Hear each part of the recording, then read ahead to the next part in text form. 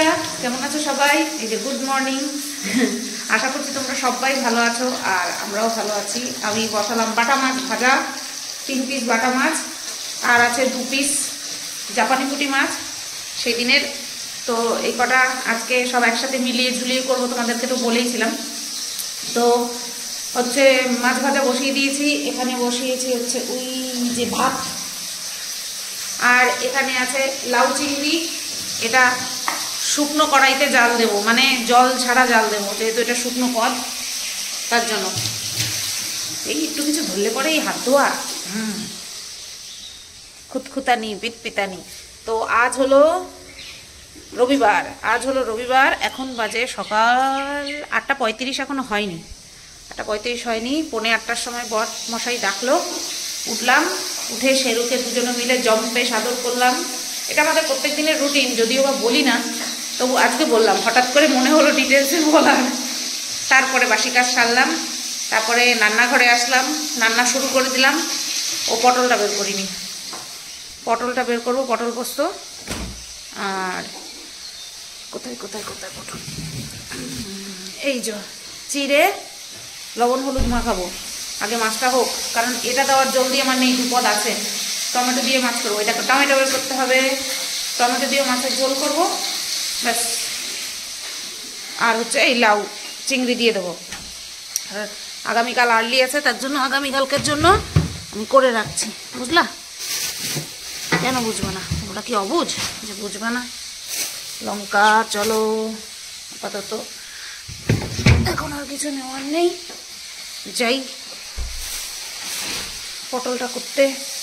পটলটা পরে করবো। হ্যাঁ, বাবা আবার ডেকে জিজ্ঞাসা করলো টমেটো দিয়ে মাছ করবো, মনে হয় আসলে বাটা মাছ টমেটো দিয়ে খুব ভালো লাগে। সর্ষে বাটা দিয়ে বাটা মাছ দিয়ে অনেক রেসিপি। এই যে আমার সোনা বাবা তাইছে, এই যে আমার সোনা বাবা তাইছে। তো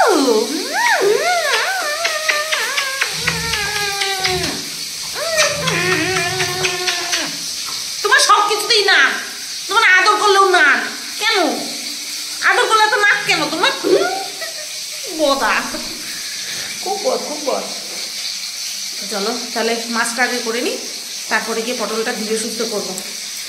যেদিন ওর তাড়াতাড়ি থাকে না, আর্লি থাকে, সেদিন তাড়াতাড়ি, দেখো চোখে চশমাটা পরি নাই, সেই দিন আমার রান্নাবান্নাও তাড়াতাড়ি হয়ে যায়, ভালো লাগে। আবার ঘুম থেকে তাড়াতাড়ি উঠতে হয়, সেটা ভালো লাগে না। এ হচ্ছে জ্বালাতন। সব কিছুরই ভালো দিক খারাপ দিক আছে।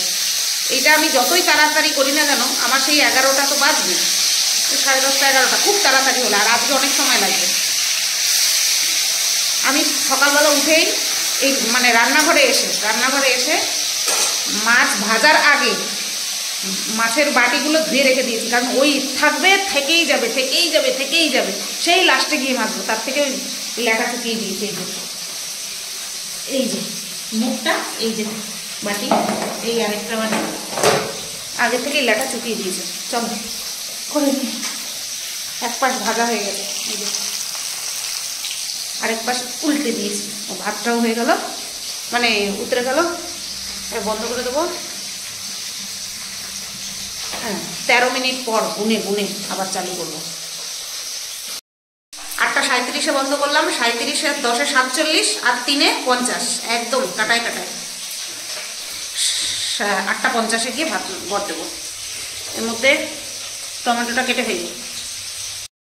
এদিকে দেখো মাছের ঝোল কমপ্লিট, এবার বাড়বো। এটা তো ঝোল রাখে, সেটা তোমরা জানোই। আর এখানে এই যে মশলা বেটে নিলাম, পোস্ত, সর্ষে আর কাঁচা লঙ্কা, আর ধুয়ে পাটা পুটা মুছে সব তুলেও রাখলাম। না এবার কয়টা বাজে? চা বসাবো গো। আর এই মাছ ভাজাটা রাখলাম, সকালবেলা আমি এটা দিয়ে ভাত খাবো। ওদিকে তো আমি রান্না করছিলাম, আর এদিকে ঘরে বসে বাপ বেটাতে কি করছে দেখো। তো খুব সুন্দর একটা ভিডিও করেছে বর আমার জন্য, তোমাদের জন্য, সবার জন্য। শেরু বাবাজি এই যে আমার চাদরটা গায়ে দিয়ে শুয়ে রয়েছে। ও তো আর গায়ে দেয়নি, ওর বাবা গায়ে দিয়ে দিয়েছে। আর এখানটায় দেখো চোখগুলো দেখো, কি মিত্তি, পুরো চিনির ডিব্বা। তো ভাবলাম তোমাদের সাথেও শেয়ার করে দিই।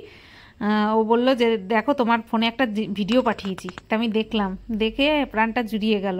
কি সুন্দর লাগে না বাচ্চারা এভাবে শুয়ে থাকলে। তো চলো আবার রান্নাঘরে তোমাদেরকে নিয়ে আসি।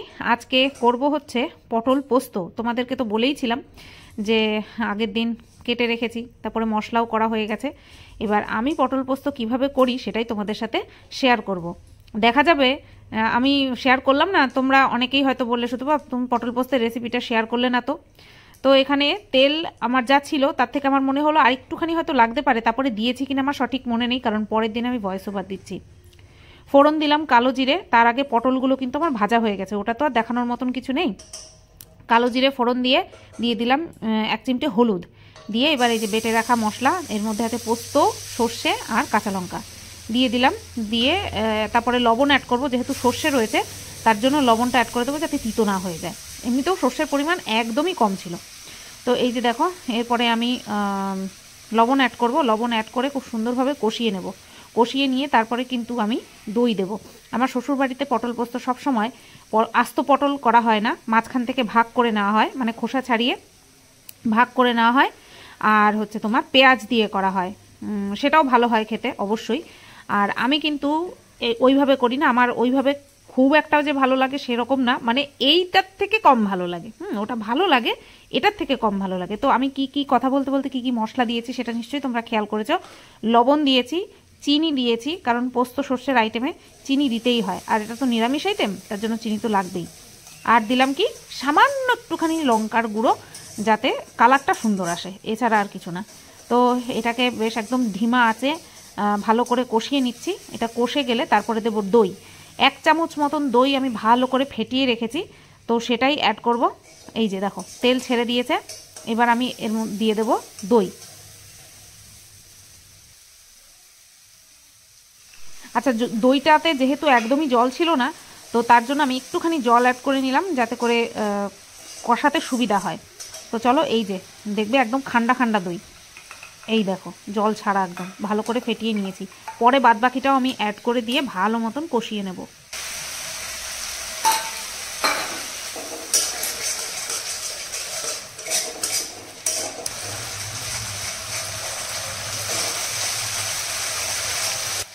দই দিয়ে সাথে সমস্ত মশলা ভালোভাবে আমার কষানো হয়ে গেছে। এইবার সামান্য একটুখানি জল অ্যাড না করলে নয়। তো দইয়ের যে বাটিটা ছিল সেই বাটিটার মধ্যে সামান্য একটুখানি জল দিয়ে এই যে গুলে নিলাম। এইবার এই যে ভেজে রাখা পটলগুলো দিয়ে দিচ্ছি।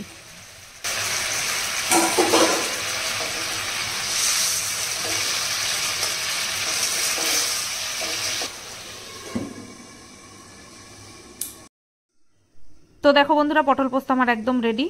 জল টেনে নিয়ে একদম তেল ছেড়ে দিয়েছে।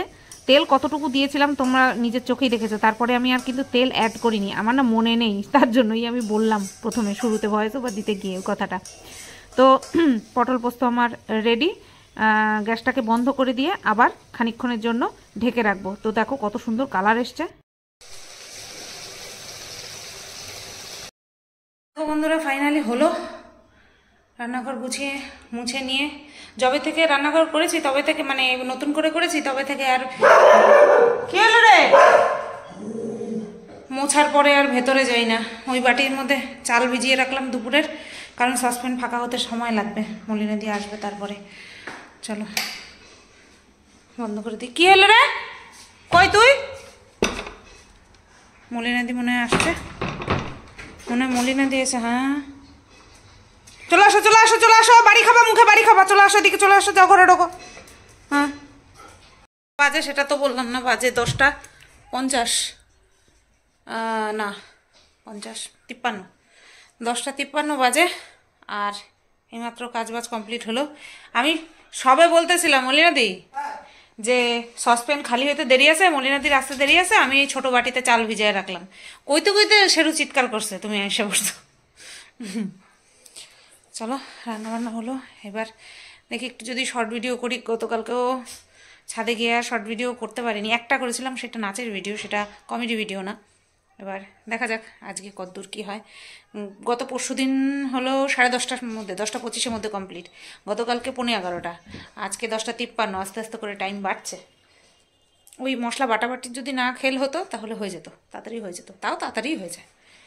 চলো, এই সময় তো অনেকে রান্না স্টার্ট করতে যায়, তাই না? আমার তো হয়ে গেল, তাও 8, 8:30টার সময় রান্নাঘরে গেছি। হ্যাঁ ওই 10:30টার মধ্যে 10:15-17তে রান্নাবান্না শেষ হয়ে গেছে। তারপরে গুছাতে গাছাতে টাইম লাগে, তো প্রত্যেক দিন ডিপ ক্লিন করি, তাই না সোনা? আমার সোনা, আমাদের বাবা নকশা বাবা। বন্ধুরা 1:26 বাজে, ছাদে আছি বুঝতেই পারছো।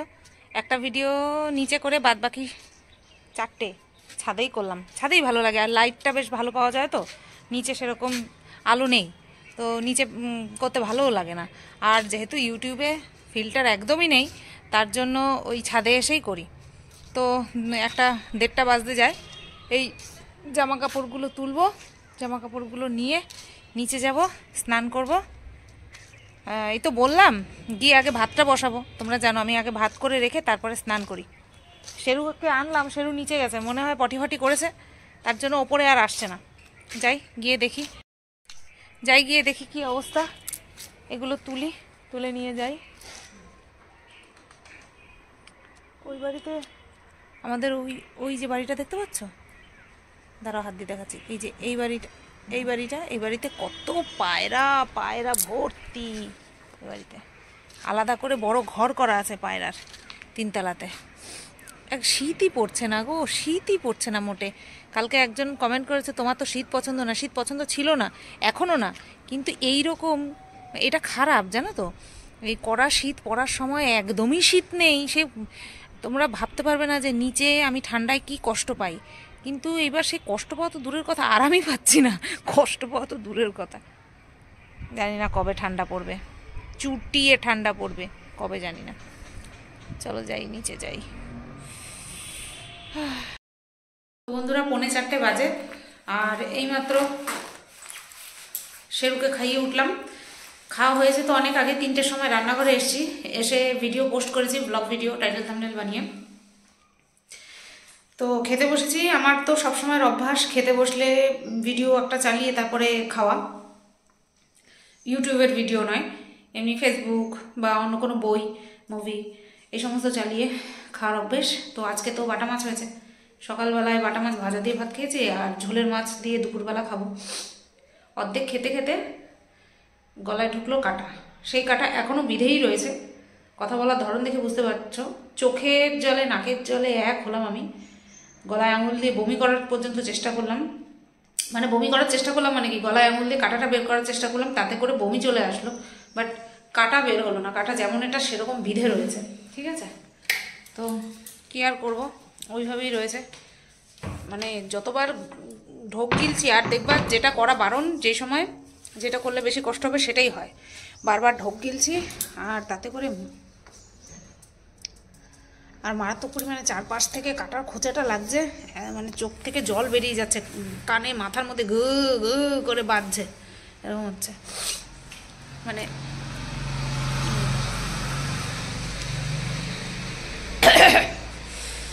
বাটা মাছ আনলে পরেও আমি আর খাবো না, এরকম একটা ভাব আমার, বুঝতে পারলে।